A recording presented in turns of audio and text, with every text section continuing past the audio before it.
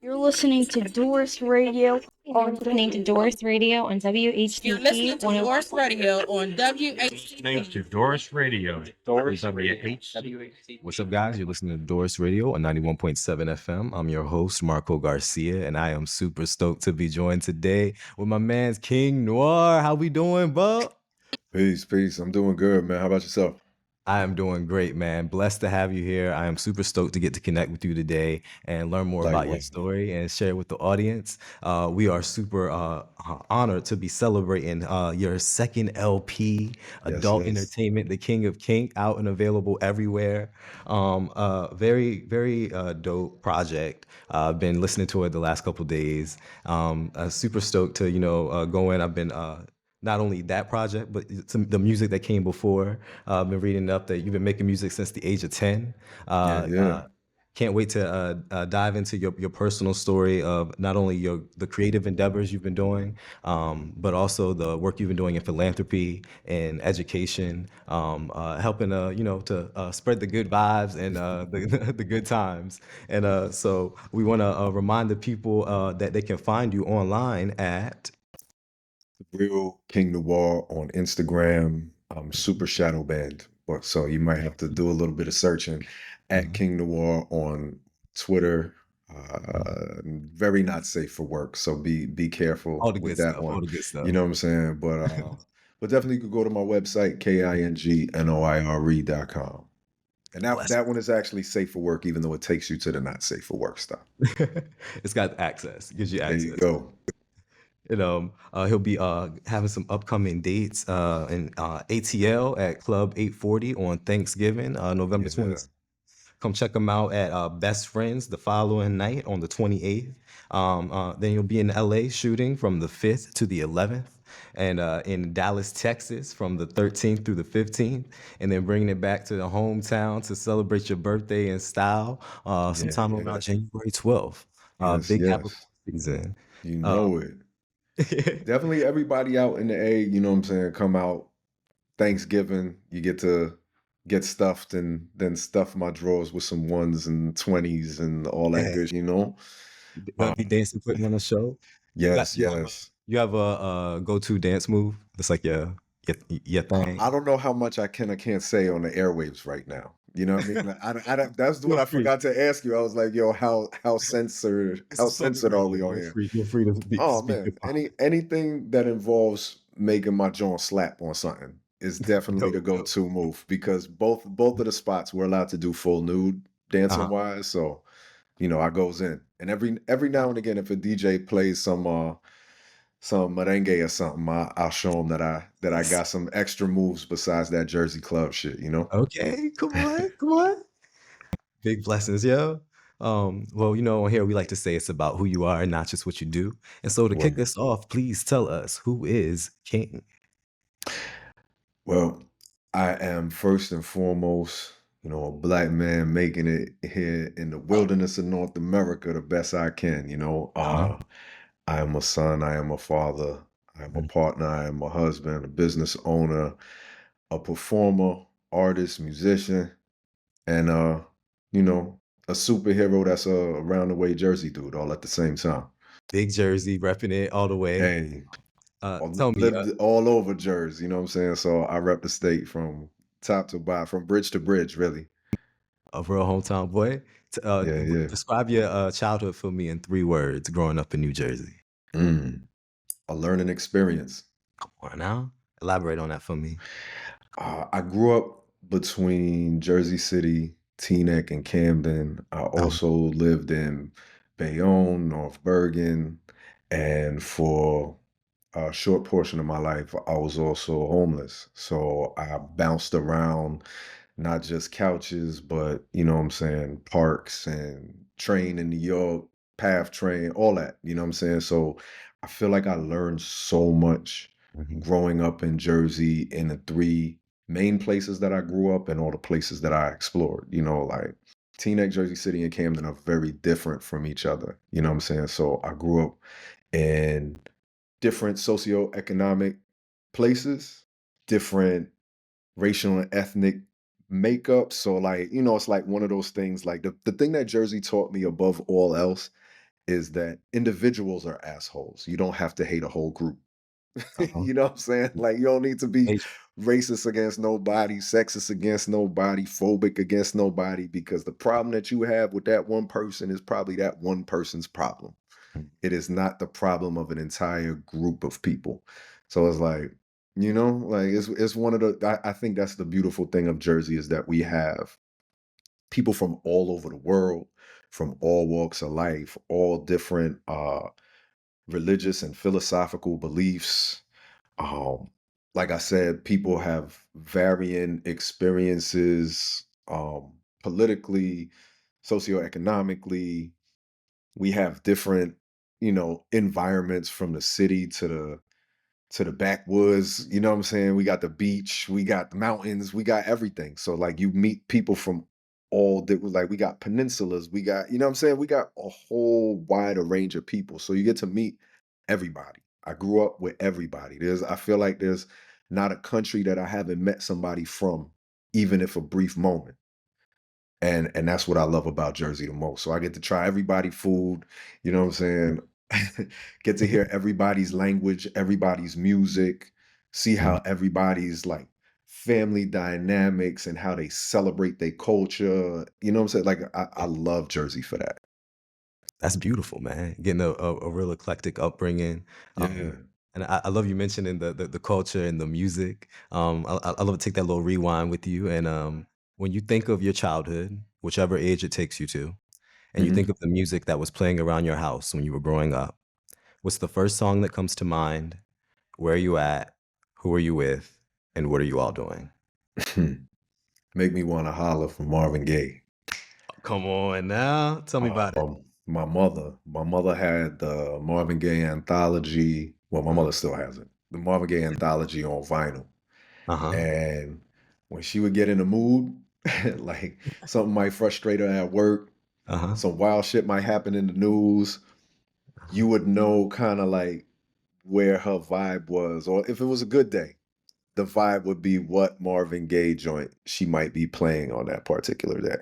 It's like a meter. Oh, yeah. It was like a lot of Marvin growing up, and then just lots and lots of jazz. My mother uh, was blessed to be really like close to a lot of musicians, Oh. and she introduced me to her friends through their music, Uh-huh. you know. So like jazz was just a huge part of my life growing up. How did, having that, I guess that close proximity to that creativity in view of the musicians and your mother, how did that aid into your development as a, young man? I mean, my mother loved music so much, spoke about music so much, wanted to introduce me to musicians to like soak up their knowledge once she noticed that I was interested in writing. So like I started initially writing like just creative, like I used to draw my own little comics and write these So, stories, and then I would write kind of like I wouldn't say like poetry, but it was just creative writing. And uh, then, you know, older heads on my block put me on to hip hop. You know what I'm saying? Like more now. they was like, you have to listen to this shit right here. Yeah. And then once I heard that, and they would be outside freestyling, I was like, yo, I want to do that. Uh-huh. And I just grew up in hip hop. And the blessed thing about my mother is my mother wasn't like one of those people that was like, oh, that's that new shit. You can't listen to that shit. Initially, she was just like, I don't want you listening to stuff with cursing. So I remember the first album that I had played for her was Brand Nubian. And I didn't play her like punks jump up to get beat down and shit. I know that would have crushed my hopes. So I played her the joint in the beginning that had Louis Farrakhan on it. she was Strategy, like, she strategy. was like, and my mother grew up. She was in the Peace Corps. She did work with Panthers and did a lot of community activism, Uh-huh. specifically around health when I was growing up. So her hearing Farrakhan, she was like, "Oh yeah, you can rock out with that one."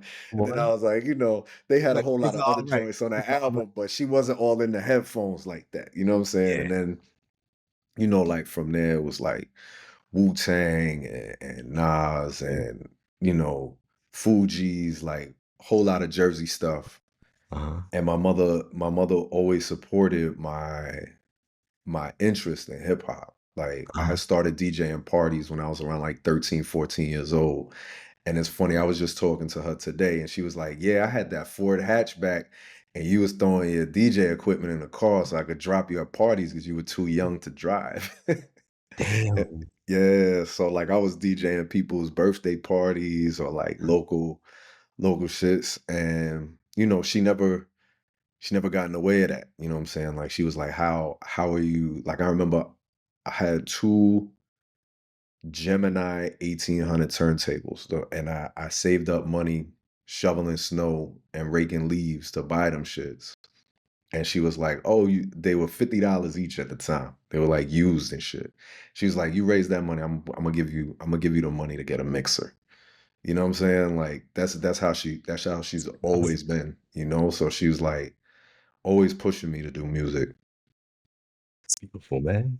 That's what how would you say, the moving around, the frequent moving when you were younger, aided in your ability to, I guess maneuver that party scene, that world when you were going out, DJing these parties?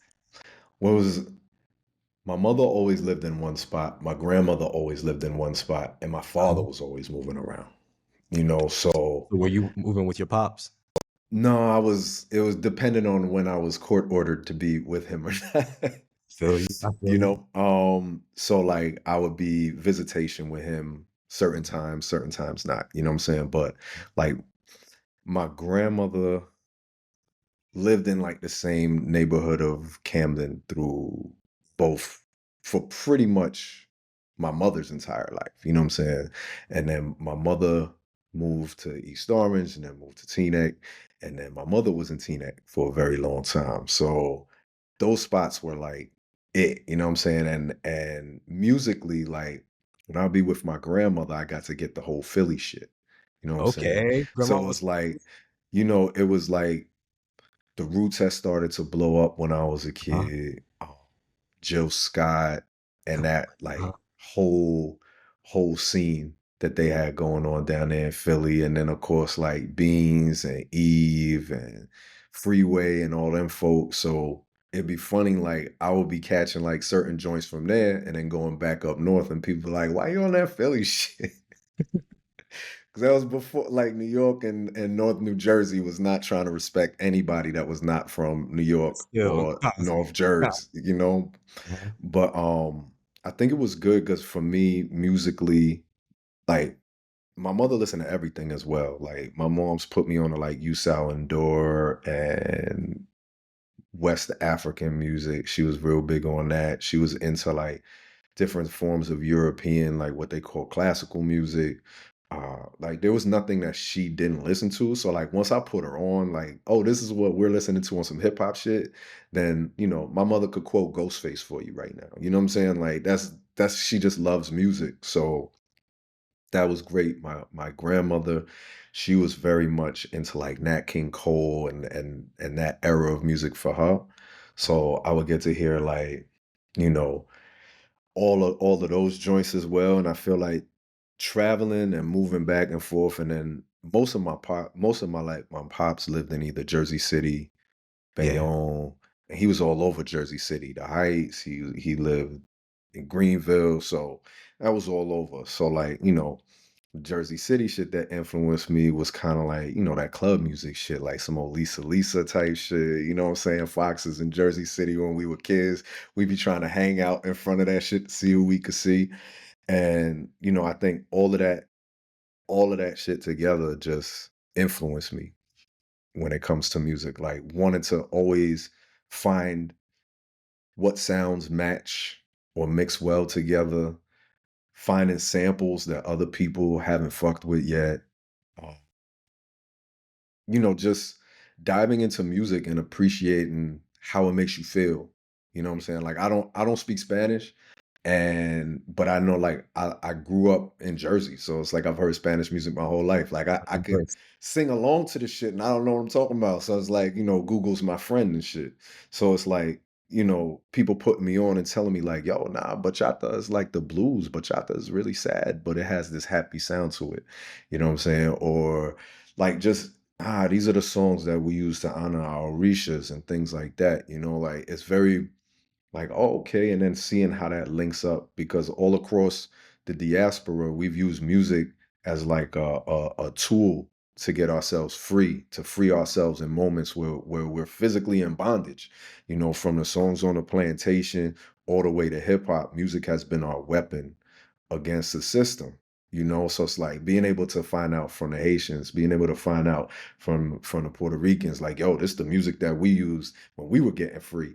You know what I'm saying? So I love being able to find those links in music. Hey, thank you for sharing. And it's dope hearing that beautiful the reverence you have for your mom. Hearing those influences come through. You mentioned her work in the Peace Corps and with the Panthers, and it's definitely something I've taken note of in your personal output. You've been quite outspoken about a number of very important issues, and we've seen it today. Like there have been a lot of pushback in that. An artist that comes to mind that we've discussed on this show recently is Kalani. Dealing with some show cancellations due to her support of the Palestinian Yeah, people. And so I wonder if you've faced or noticed or have encountered any similar, I guess, blowback in your line. And you've been outspoken, supporting so many people. Has that come back to you in any sort of negative way? absolutely. In both the industries I'm in Uh-huh. different ways. I am a Black, queer, uh, pro-Palestinian artist and Yeah. performer. So I was in Palestine in 2016 with Existence's Resistance, and actually witnessed the atrocities that are committed against the Palestinian people. Yes. The apartheid that exists there, like that is apartheid. There's a wall with snipers that goes through everywhere.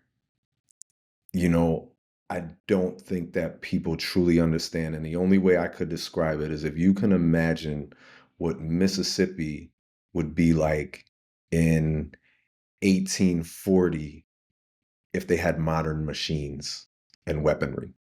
That's Jeez. what it is like there, and they control Palestinians' water. They decide how much water they're allowed to have. So just that alone lets you know if you can't have the control of your own water, you are not free. And Mhm. I've experienced what it's like to be not only a musician who has been outspoken about Palestine, but also as someone in the adult industry who has as well. Uh, I am, like I said, I love everybody of every orientation, gender expression, race, religion.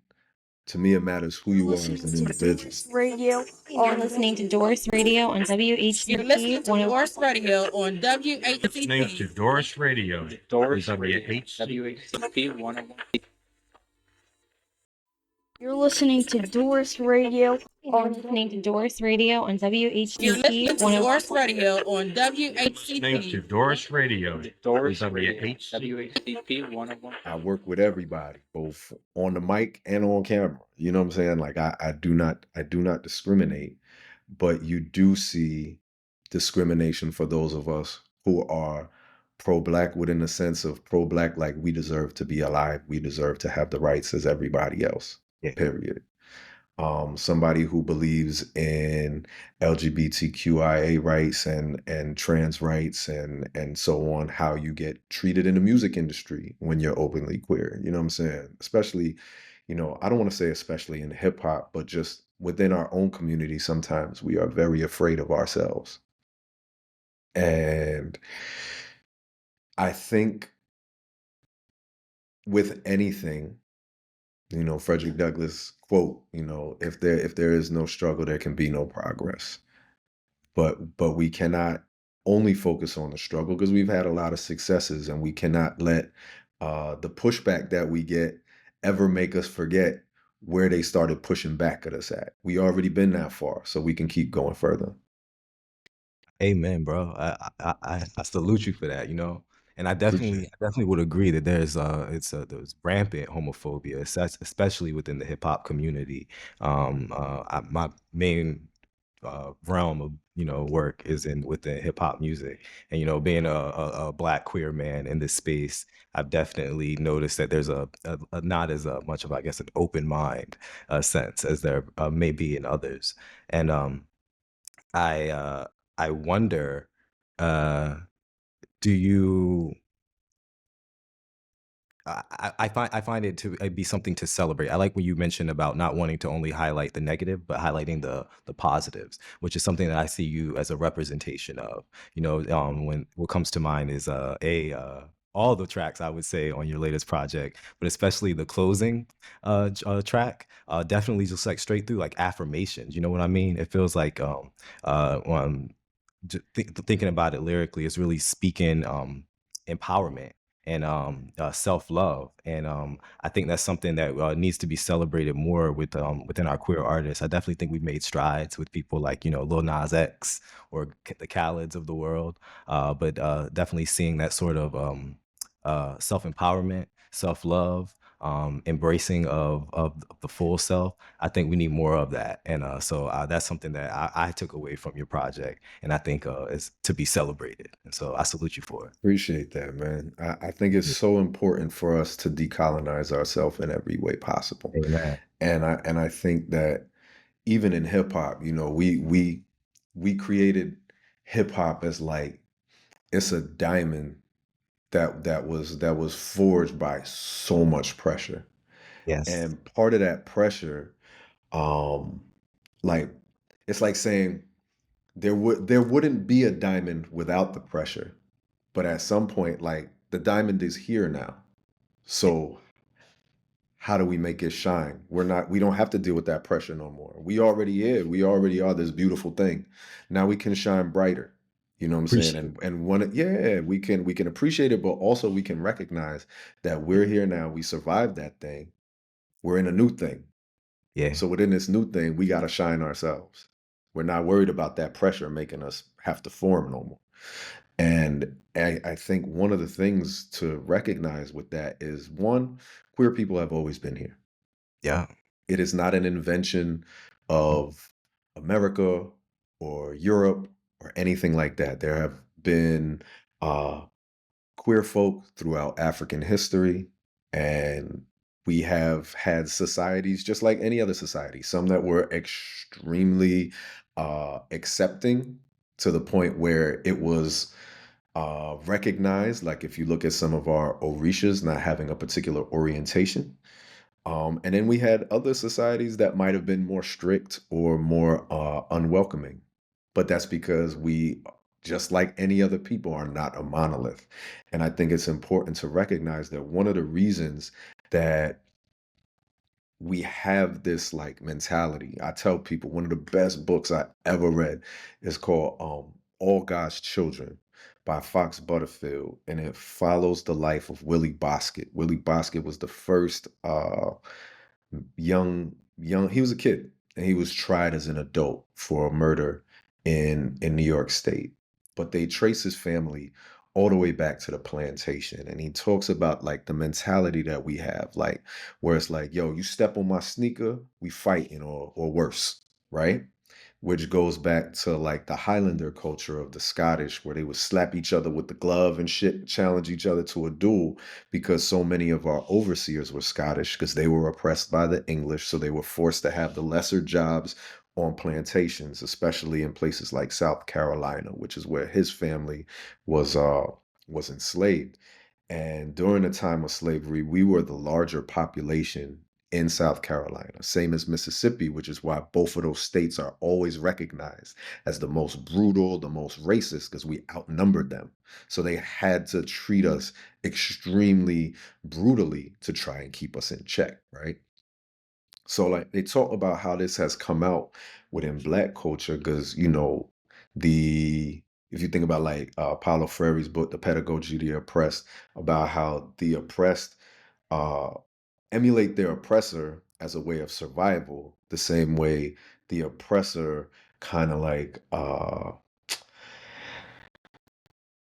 they look at us as somehow mystical or unhuman in different ways. Sometimes it's mystical in the sense of like, oh, look at how these Negroes just magically can make music.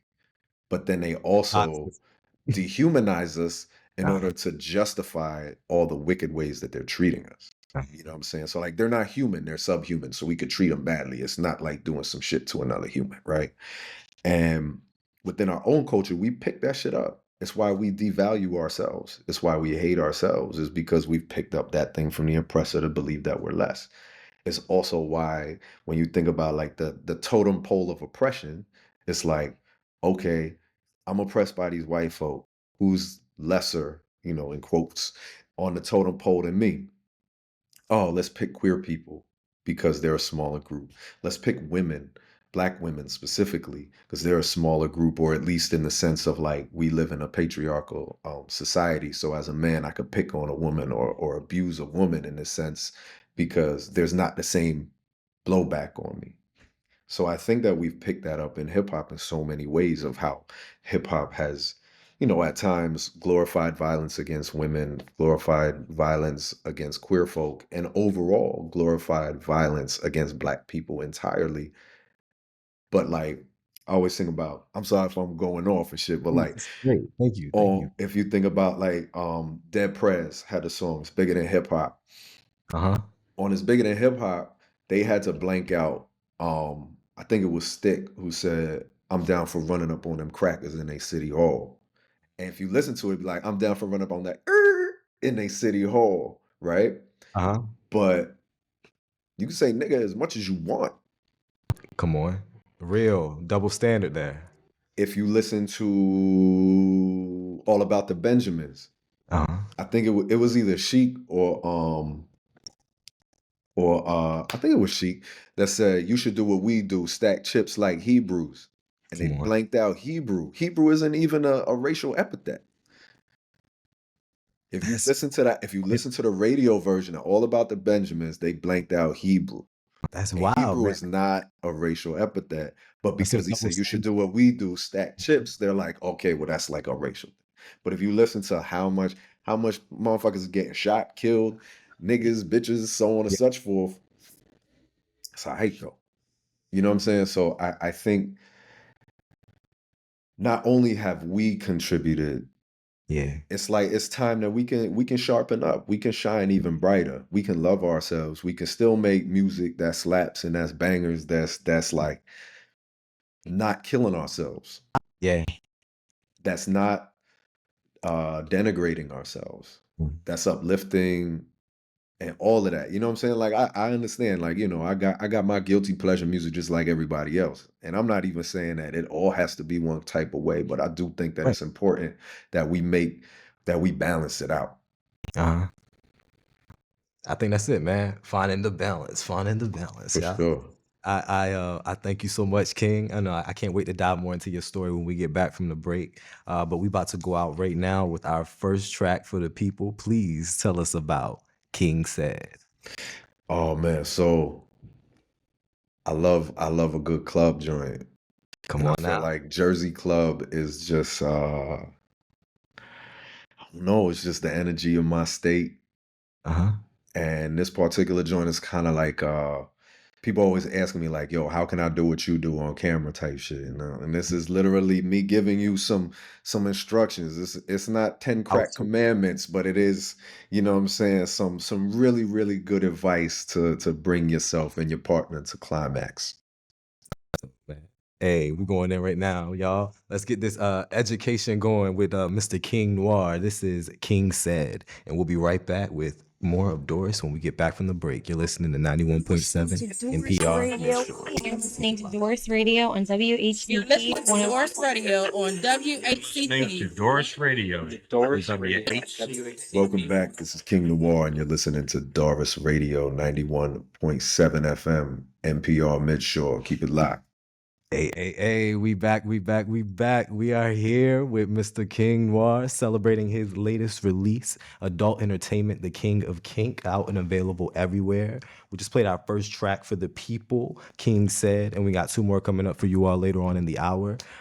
Having a blast here, getting to connect with my mans, learning more about your history, growing up in New Jersey, falling in love with this thing we call hip hop, DJing parties at an early age before he was old enough to drive, making connections with the peoples around town, and just passing on the good vibes in all regards. And on here we like to cavalry on now to the current day. We want to remind the people that he's going to be in ATL at Club 840 on Thanksgiving on November 27th. You can catch him at Best Friends the next night, November 28th. He'll be out in LA filming from December 5th to December 11th, and then down in Dallas, Texas from the 12th through the 15th. And then he'll be bringing it back up to NYC for some birthday fun on January 12th. And Yeah. we are here. King Noire, how we doing, my man? Doing amazing, man. It's been great building with you so far. It's a great building with you as well, brother. Super stoked to go in now. Want to go into, so how did you get started in the adult entertainment field? Oh man. When I was 18 years old, I had a friend. She was a dancer in Philly, and they had approached her about being in a magazine, and she was basically like, I don't want to be on there with no random person. So she was like, I know you, I know what you into. Like, I've always been an exhibitionist, I've always been a freak, and she was Love just it, like, love come it. on, come get this money.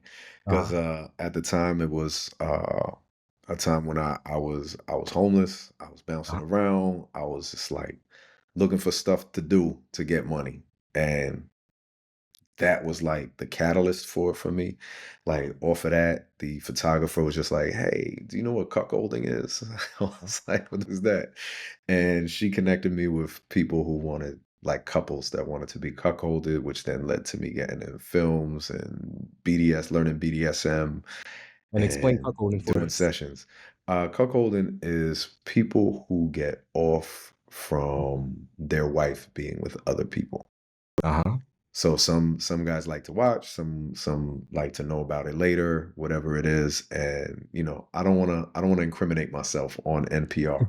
But so it was a catalyst for me to get into adult films, and it was a way to make money when a lot of my other friends were involved in some other things that got in a whole lot of trouble. So it it was something that also was like a creative outlet for me. Like I said, I've just always been a freak, and sex has always been an art form to me. So it was like, oh, word, I can make money doing this. I can be creative and all of that, and it just has been a part of my life ever since. Hey, that's beautiful, man. Hey, seeing how you were able to use it to come out of a negative situation by spreading joy and spreading joy and pleasure around. Word. So it's something to celebrate. And Spreading with the pun intended and all of that. most def. What is that? Was that your, I guess, your main forte, the cuckolding, or did you go? Initial, Initially, it was. Uh-huh. I started dancing at events and parties, and I would say that my forte for adult entertainment is that I truly give of myself. Like, it's not it's not an act. It's not like, if there was no camera, I would still be doing the same that I do. It's like I get extra turned on by the camera. But I think showing that sexual health is a part of health. Sexual health is a part of your mental health, is part of your physical health, is part of your spiritual health, and not all of us engage in it the same way. What's healthy for You're you listening is to healthy for you. DORiS Radio. You're listening to DORiS Radio on You're listening to WHCP DORiS Radio on WH. You're listening to DORiS Radio You're listening to DORiS Radio on You're WHCP listening to 101. DORiS Radio on Thanks to DORiS Radio. DORiS WHCP. WHCP 101. You know, like some people, for them, it's abstinence. For other people, such as myself, is being a complete whore. Like whatever it is, as long as you are true to yourself and you are being safe as you practice with other consenting adults, have a good time.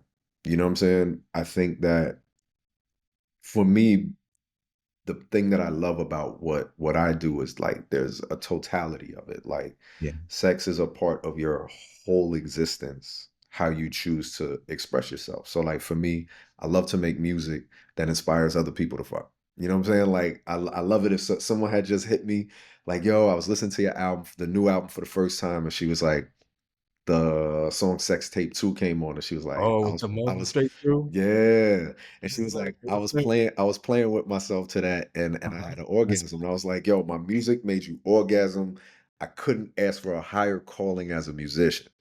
Come You on. know? So it's like, and then there's other people that's like, yo, that King said joint, that's my just get busy, just get down, start Oh, dancing type joint. You know what I'm saying? Or however people feel from that music, it gets your body going. Like that's what we need. We need to move. We need to Yeah. be in ourselves and love this vessel that we in right now. And then for the films, people get to watch that, get turned on, maybe learn some new tricks and shit, you know what I'm saying? However it is. And then also we do the educational aspect that helps people understand what they're experiencing, or as a master fetish trainer, helping people explore and try new things, you know, being able to show like it's not just like it got to be in this little corner, you know, or I could say it on this record because there's a lot of people that use sex workers and our culture or the BDSM aesthetic and things like that, that then they put it in the music, but then they treat sex workers terribly. That Yeah. was one of the reasons that I wanted to make music that is like sex work music for Yeah. sex workers, to like something you could throw on while you doing your sessions or while you twerking or whatever, or getting your money on cam or whatever you doing, and knowing that it's not going to be somebody that's also exploiting sex workers or talking bad about us or saying like we ain't shit, but I'm gonna throw this money, fuck you though. You know what I'm saying? Like that's a terrible Yeah. feeling. You know, like we can be happy with who we are, love the work that we do, and get busy and have a good time, you know? So I think that was important. And that's why I was like, it's been a minute, you know, I put out a couple singles over the pandemic, but I was like, you know, I really wanted to put together a full album and put something out that people could just play straight through and get it in.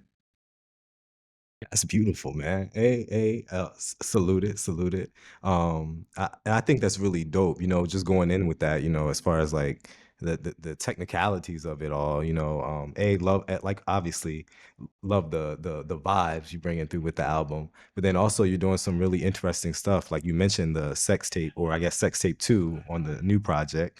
But I thought that was like just really a really innovative use of, you know, the outtakes from the clips, and then turning it into this interlude, this whole like vibe shift moment. Like I thought that was like just genius, honestly. And Appreciate you. I know that you did it on the your previous project as well with the first sex tape interlude. Yeah. So, tell us a bit about, you know, what was the production side? Where does that come through in your whole output of it?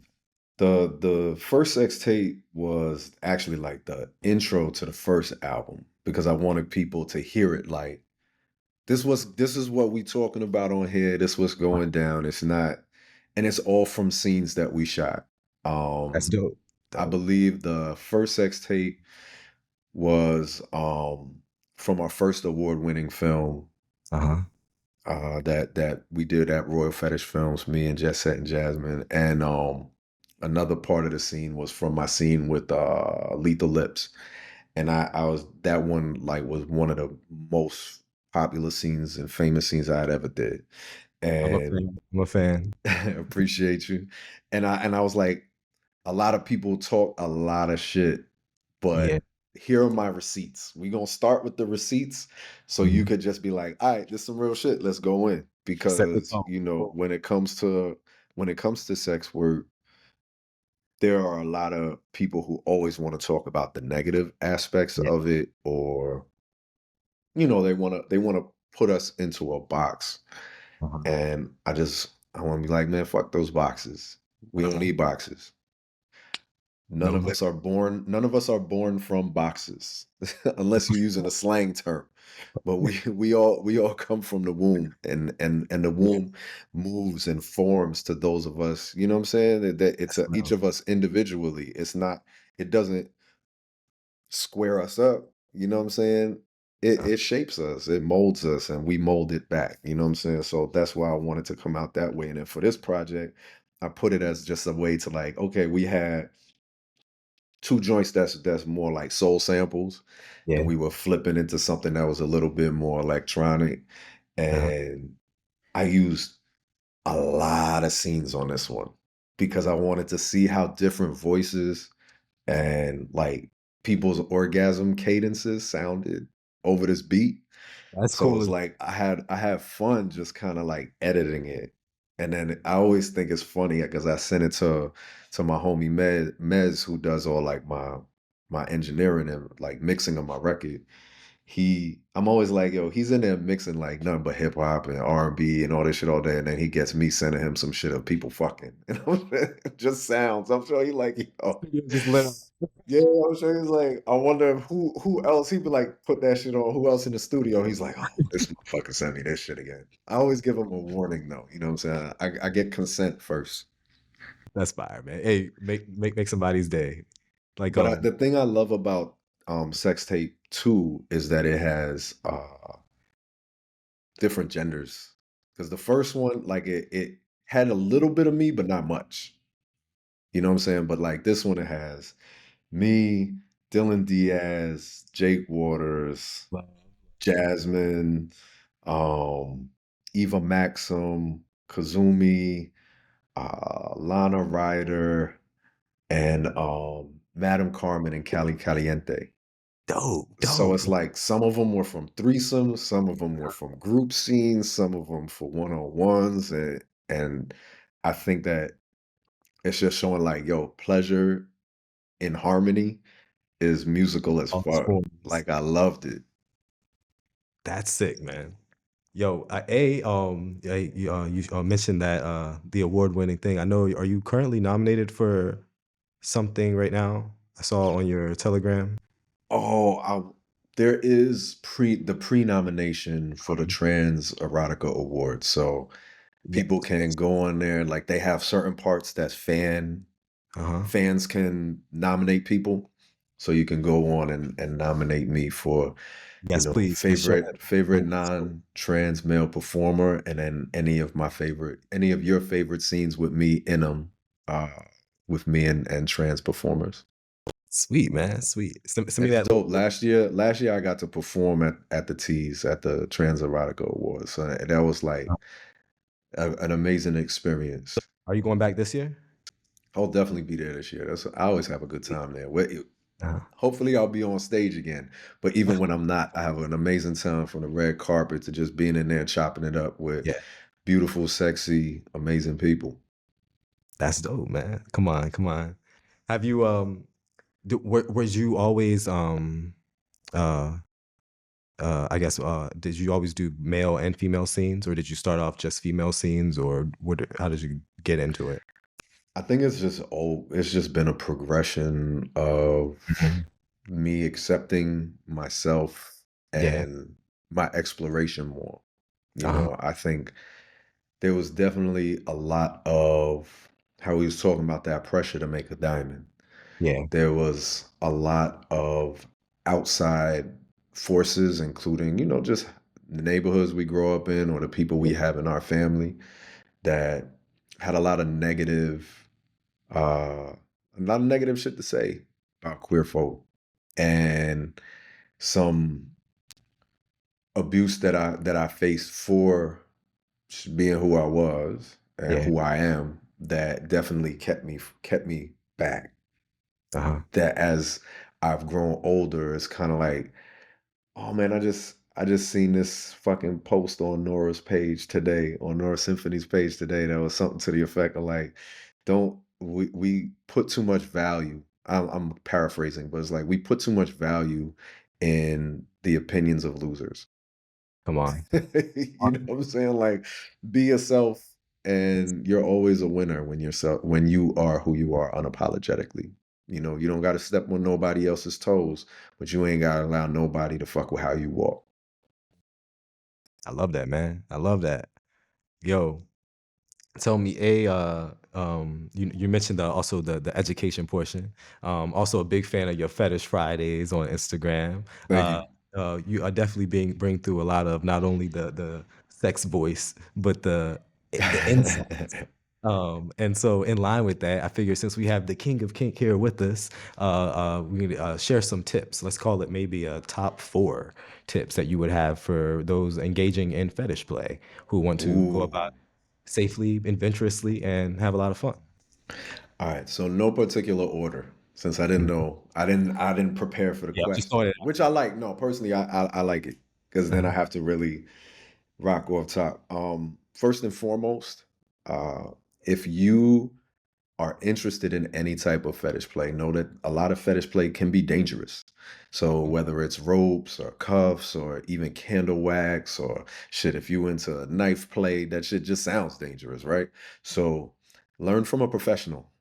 You know, Come on. there are a lot of courses that you can take at your local dungeon, or you could just look up on different websites where you can go and learn how to do certain things. Because even like with what I do, which people know me for flogging and impact play and all that, I went out there and learned how to do it. Because there are places that you can strike somebody even with a flogger that can fuck them up. Yeah. So when it comes to like, let's say choking or any of this stuff, like uh you want to know how to do it because you want your partner to be the same person after your session that they were before the session. You know what I'm saying? You don't want to mess up anybody's blood flow or airflow or connection to their brain and all of these kind of things. So, number one is learn from a professional, right? Number two is learn from your partner, right? This doesn't even have to be with fetish play. This is just pleasure and sex in general. None of us are mind readers, but you can pay attention to body language and you can actually ask questions and listen to what somebody else says. And also within that, number three would be listen to yourself, learn yourself. A lot of times we don't know. Like so many times I ask people, what do you like? And it's like you put them on the spot, like, oh shit, what do you mean? What do I like? Exactly what I asked you. And if we don't explore ourselves and with ourselves, like self-pleasure is the first pleasure. You know, take the time to how do you like to be touched? You know, obviously your touch is different from somebody else's, but you should be able to know like, hey, I like how it feels when I touch my leg like this. I know how it feels when I touch myself like this. Now I'm comfortable with somebody else doing it. And you can also learn from the things you don't like. This is number four. You can learn from the things you don't like just as much as you can learn from the things you do like. So don't be afraid to try something new. Obviously, don't cross any of your hard limits or your boundaries. Don't sacrifice those for anybody. But if it's something that you're just like, I don't know about this, like let's say, I don't know, like some food fetish type stuff. Like I've never eaten whipped cream off of somebody. Like, are you allergic to whipped cream? No. Try it. You might like it. If you don't, then you can always say to somebody like, "Yeah, I like food play, but keep that whipped cream shit to yourself. Do something to my stomach or something." You know what I mean? Like whatever the case being, Communication. So it's communication is always great, and it's not just communication with your partners and other people, but communication with yourself. How do you feel about what you're doing? Do you feel good about it? Then it's okay. Lean in. If you don't feel so good about it, you do not have to proceed. You can always say no.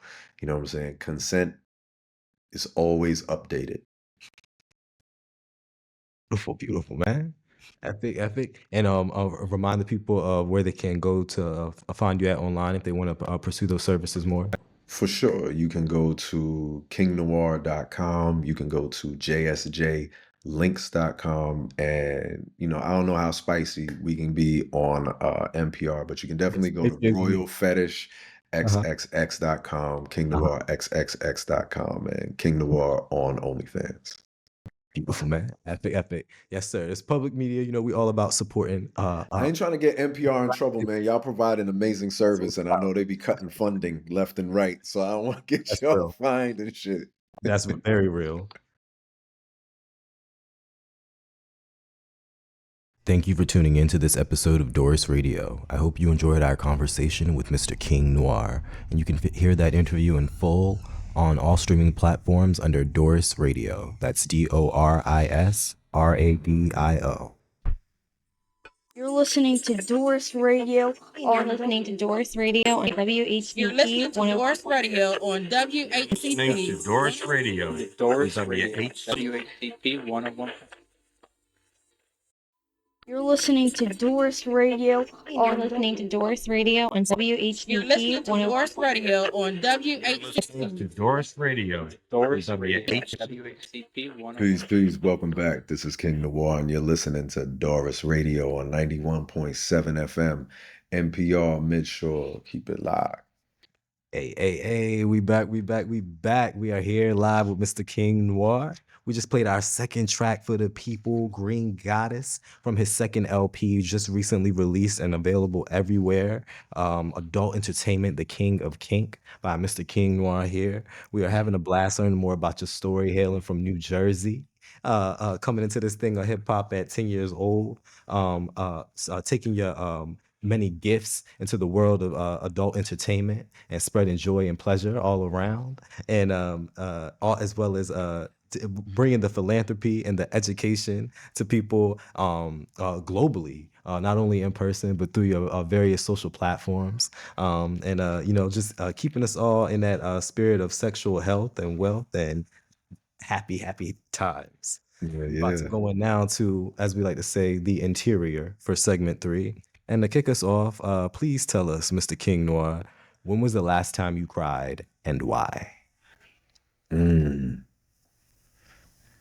I would say tears of joy recently. Come on, We love had it. I'm just so proud of my family. We had a new birth in the family, and it's been a journey for a lot of us, and it's just like those I don't know, those moments when you just see God, and sometimes it's like you can't hold back the joy, and it just comes out in laughter and tears and all that good shit. That's beautiful, man. That's beautiful. And congratulations to you and the family. Thank you. That's tell me, what is something that you do aside from the Green Goddess to pick yourself back up when you may be feeling lower than where you need to be? Oh man, for me it's training, whether it's boxing or lifting weights, riding my bike, and then recently, like I'm out here in Florida, so it's possible. Like I joined this flag football league, so I get to just run around and try and play football with people like half my age. It's fucking hilarious. That's dope. That's dope. Yeah. So like for me, it's like if I get my body going, if it takes me,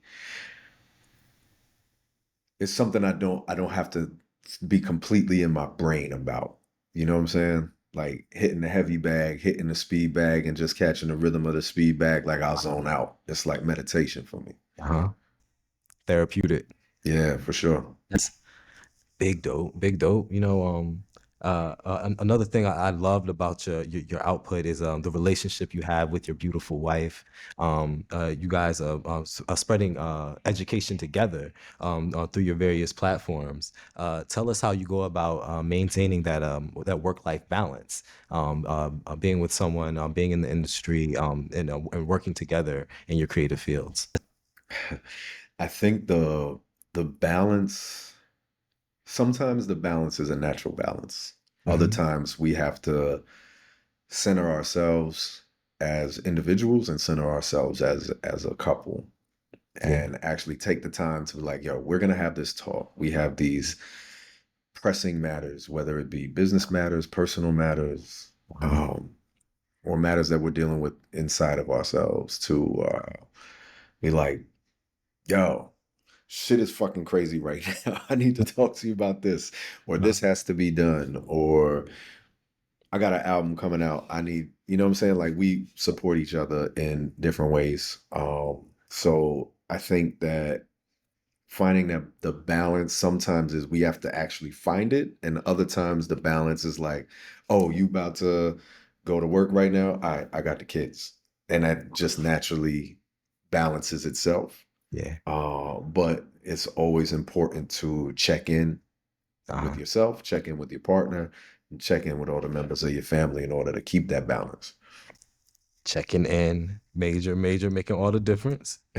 And you mentioned the kids there. It's, a question I always like to ask is, how does your parenting style, how is it similar and how is it different from the way that your parents raised you? Okay, so I was primarily raised by my mother and my grandmother. And my grandmother believed that children should be seen and not heard. Oh, I have one. Okay. So we are very different in that. You know, I try to let my kids express themselves as much as possible. And so it was different from my grandmother, but my mother definitely was very much about expression. She was different about how much I got to express myself or not, you know what I'm saying? But I think, you know, from the differences of those two, and then how I'm like my grandmother, she believed in that kids should be able to be kids. Like, you know, we might not have had all the money in the world, but she was gonna make sure you was able to play and just do kid shit. You know what I'm saying? Like, she was very much like not trying to, she wasn't trying to have kids be stressed out in that way. And also, very much, she was very big in the church. Yeah. And just having God present. And I might not be a church person, but I am very much with, you know, letting the kids learn about all religions, praying with them, and letting them know that spirituality is an important part of our lives, however we choose to express it. That's dope. How I'm different than my mother is, I don't know. I feel like I'm very much, I think the major difference between me and my mother with raising these kids is my mother is a psychotic Eagles fan and I'm a Steelers fan. So Hard divide right there. oh man. Yeah, I think that's probably like she still be out here teaching my kids the Fly Eagles Fly song. You know what I'm saying? She don't care. She don't care that that's not my team. I root for the Eagles because they make my mother happy, but I've been a Steelers fan since I was a kid.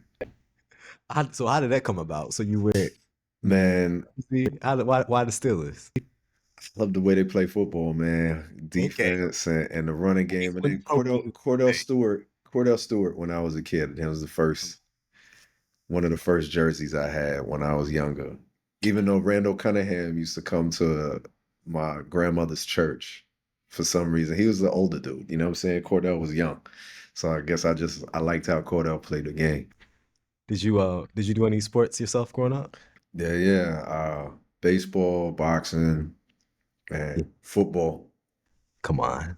Dope, man. And I see some of your philanthropy work in not only here in the country, but also outside of the country as well. Tell us about some of the endeavors you've had in places like Africa, and how do these things come about, and also where can people go to support? Wow. So I was the first American artist to perform in the country Guinea-Bissau in West Africa. And the way that came about was, well, what we did there, we built a school, a freshwater well, and a medical clinic in a small village there called the Jati, and then we worked to get solar panels on the medical facility for Doctors Without Borders. And that happened because there's a group there called the Baloberos. And for those who don't know, Guinea-Bissau is considered a narco state. And some of the people who are in charge there, like, were and are on like the narco terrorist list, whatever America puts people on the list that America should probably also be on, but we're not gonna get into that right now. Yeah. Come on, man. But so Baloberos, they started making music that was talking about how, they are these people in power are destroying the country. This military is destroying their country because it should be like it's literally the lushest place I've ever been. It looks like you could step off of the plane, drop a seed, and a plant would grow there in like 2 hours or something. Like it's so beautiful there. They are, I think, one of the world's largest producers of cashews and some other like fruits and vegetables, and they have huge fishing population, and they're a sister country to the Cape Verde Islands because they were both colonized by the Portuguese. So, like a lot of African countries, when they were able to break free from their colonizers, the colonizers stayed by putting people into power who they know would be corrupt. So the people who were in power in Guinea-Bissau, after they killed the revolutionary leader, there's this military coup happened. They took power, and like they sold off the land to colonizers. They sold the waters off to colonizers. So the people there are very poor. At the time when we were there, it was like in the top 5 of poorest countries in the world. So Baloberos had gotten arrested and thrown in jail for making music that was speaking out against the atrocities of their country. So through this program, they had reached out to American artists to do English translations of music from places in the world where music was getting people arrested. So like the first project they did, it was called the Impossible Music Sessions. And the first people that they did, it was a woman who made rock music in Iran. You know what I'm saying? So like Baloberos was the second one. And this is another thing where Jersey comes into play. So Jersey, so in Guinea-Bissau, they speak like a patois of Portuguese. It's like a Portuguese Creole that's mixed with like 4 or 5 different languages that's very unique to there. So like their version of Portuguese is wild different. But like, in Jersey, we have a lot of Portuguese people, and we also have a lot of Cape Verdeans that live there. So we was like round the way in Jersey City, like trying to find people like, yo, can you translate? You can speak Portuguese, bro? Like, tell me what you can make out of what they saying. And then from them, they sent over certain parts, but they didn't speak English. So it was like, we didn't have Google Translate at the time. So it was like a whole thing where it was just like Jersey was the Google Translate. You know what I'm saying? The diaspora in real time. Yeah, exactly. So, I got to perform their music. And from there, we were brought over to perform in Guinea-Bissau. That's crazy, man. And there was a lot of, people that was like, we didn't know if they were going to get arrested, if I would get arrested with them for this performance. Yeah. And literally while we were there was another military coup that happened, which was lucky for us because we didn't have to see no military people. They was dealing with each other, and we got this show off. It was crazy. I'll send you the footage. It was really crazy. This is dope.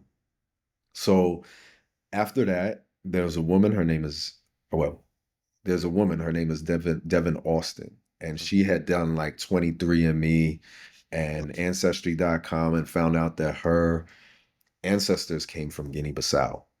And when she Googled Guinea-Bissau after all this shit that happened with us, my name popped up. So she had reached out to me because her first venture was to supply um, girls in Guinea-Bissau with school clothes. Uh-huh. And she was like, it was something that meant something so much to her that she was like, I want to do more. So she Yeah. had found out about this school that is in the Jati that anytime in the rainy season, it would get washed away. Uh-huh. So she was like, yo, let's try a concert to raise money for the school. And I was like, a concert is cool, but if we do a full album, then it lasts longer than just one time and it could accumulate more. You're listening to DORiS Radio. You're listening to DORiS Radio on You're listening WHCP to 101. DORiS Radio on Listening to WHCP. DORiS Radio. DORiS WH. WHCP 101. You're listening to DORiS Radio. You're listening to DORiS Radio on You're WHCP listening to 101. DORiS Radio on Listening to WHCP. DORiS Radio. DORiS Radio WH. WHCP 101. So under my performance, like King Noire is my performance name. My name is Hassan Salam. So I was making music at the time as Hassan Salam. So you can go and listen to the record. Music is my weapon. And when we had dropped it, all the profits and proceeds went to building the school, like brick by brick. Jeez. But then it made more, so we was able to build the fresh water well, and then it made more, so we was able to do the medical facility, and then it made more, and we were able to do the solar panels. And honestly, besides my children and my family, it's the thing that I am most proud of that I've been a part of in my life. And shout out to my brother Raj Flo, who was there with me every step along the way, even traveling over to Guinea-Bissau with me. He was doing my management at the time, and he helped put all of that together. That's beautiful, bro. Hey, I salute you for that, and for the work that you're doing and continuing to do. And I'd love to, take me into that moment when you first land there in West Africa, in Guinea-Bissau. What was going through your mind? How did that feel? So we got to go to Senegal Uh-huh. right before Guinea-Bissau because you can't fly directly to Guinea-Bissau. And when I was in Senegal, I got to go to Gorée Island, which is where my mother had traveled to Gorée Island when I was really young. And she had said, like, if there's nowhere else in Africa that I can go, I have to make sure I go to Senegal and Gorée Island because that's where, the door of no return is. There's also Okay. a similar spot in Ghana as Uh-huh. well. So she was just like, you have to go there. So we got to go there. Like these tattoos that I have here is from a necklace that my mother had originally brought back to me from Senegal.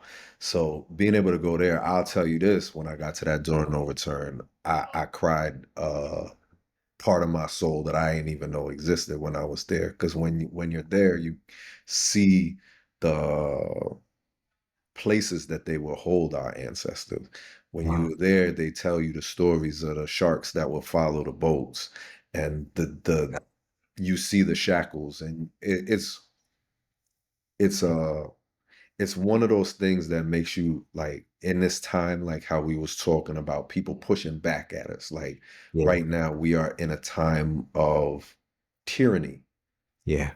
Not that America hasn't been tyrannical against Black and brown and queer folk Very real. throughout its history, but Mhm. we are in a spike point of tyranny, and it's pushing back at the progress that have been made by us over the years. And so, like, when you think about the progress that has been made from our ancestors to the point that we're at, it is Yeah. a reminder that, like, yo, they did a lot of heavy lifting for us. Uh-huh. A lot, Mm. like heavy lifting that none of us can fathom. So the lifting that we have to do, we should do enough heavy lifting that our babies and our ancestors wouldn't be able to fathom what we do. So using our voices to do anything whether it's on the radio or the person you meet out in the street and showing them love, like those little things that matter so much. And being there and having that experience. And then like we had to fly on a propeller plane, like on some Indiana Jones shit to go Jesus. from Senegal to Guinea-Bissau. And when we landed, it was crazy because like this was the cool situation happened like closer to when we had the show. So when we first land, you got to go through like customs type shit. Yeah. And it was just more like you land in a field and it's just some motherfuckers with guns and shit. And That's their it's like that was like their customs, bro. And one of the soldiers was looking through my CDs because I brought CDs to give out. Huh? That tells you when this was. So I'm like, he's looking through my CDs. He was like, "This you?" Huh? I was like, "Yeah." He said, "This one's mine." I was like, "Hell yeah, that one's yours." That's great. That's all you, bro. So then it was like, "All right, go through." And like, you know, growing up in the States Yeah. and like anybody who knows Camden, New Jersey in the 90s knows that it was it was some other shit. It was a very wild place. But as bad as that is, we do not know the poverty of Guinea-Bissau. Mhm. And that part, like, you know, when you have a certain like hood chip on your shoulder, Yeah. and then you go somewhere and it's like it wasn't hood within the sense of like what we know of our self-hatred and the violence of America. Mhm. But like I'll never forget how welcoming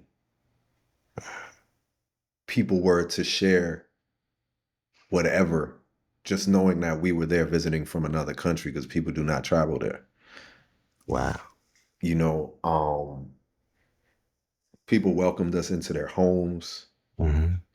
People welcome and to share with us. And then, you know, you would also see people who were searching for food and fighting for food with like vultures and shit. Yeah. Kid you not. And thinking about how rich a place it should be. Mm-hmm. You know, it's like I've worked with people who do work in the DRC and was just like the things that they would see from a place where you know other countries are rich because of Yeah. Extracting the wealth. extracting the wealth, and not just on some like, yo, this shit happened in the 1800s or the 1600s type shit. Like, no, it's happening right now. Like the minerals that are being stripped, the beef between America and China is about minerals and the different lands that they want to exploit for those minerals. Like, don't let that shit fool you about Venezuela right now. Come on. Don't let that shit fool you about the roads and why America wants to get into Nigeria right now and the roads that China is building all over Africa. Like when we were in Kenya, they were talking about some roads that's being built by China right now, and you know that that's to go to DRC. Yeah. You know what I'm saying? Some of the infrastructure in Guinea-Bissau, like the limited infrastructure that they had built there, was being done by China at that time, and this is like 2010, I believe. Jesus. You know, so even why they want to go into Gaza, Mm-hmm. don't get it twisted. Because if it was only about people of color, they would not give a fuck. Exactly. Even here in America, why they want to be in downtown Jersey City, why they want to be in Harlem, why they want to be in different parts of Chicago, and to gentrify that shit. Why they want to move into Little Haiti in Miami, DC. you know, Yeah. DC, be more. Yeah. Shit, Camden has the waterfront with a beautiful view of Philadelphia. When I grew up, there was a fucking jail that they had right there on the water that had a view of Philadelphia. They knocked that jail down and they was charging motherfuckers out they commissary to move they shit to the new jail they was putting them in before there was a baseball field down there, before the aquarium was built down there. That's crazy, yo. It is all over the world Uh-huh. for the same fucking reason and in its resources. And instead of realizing that the earth is our mother and she has more than enough for all of us to have and share and use in a way that can also keep her safe and clean, Yeah. there's motherfuckers that want to exploit her and use her for only themselves and those that they think are in their little group. And really, there's only one group, and that's humanity. Come on. But it's way easier to separate us into little nations or tribes or colors or religions to manipulate and control us if we stay at one another's throats. But it's a very small group of people who are exploiting all these resources. So, you might hate me because I'm black, I'm queer, and I make adult content. But really, you should be way more mad at the person that doesn't think that you deserve health insurance Right. or clean food Mhm. or the right to take care of your family and be able to have a livable wage. Mhm. But they make you mad at me. You know what I'm saying? Like, I think that people really Distraction. need to pay as much attention to that as possible because, ooh, I want to, going back to your question just about shedding some tears, Uh-huh.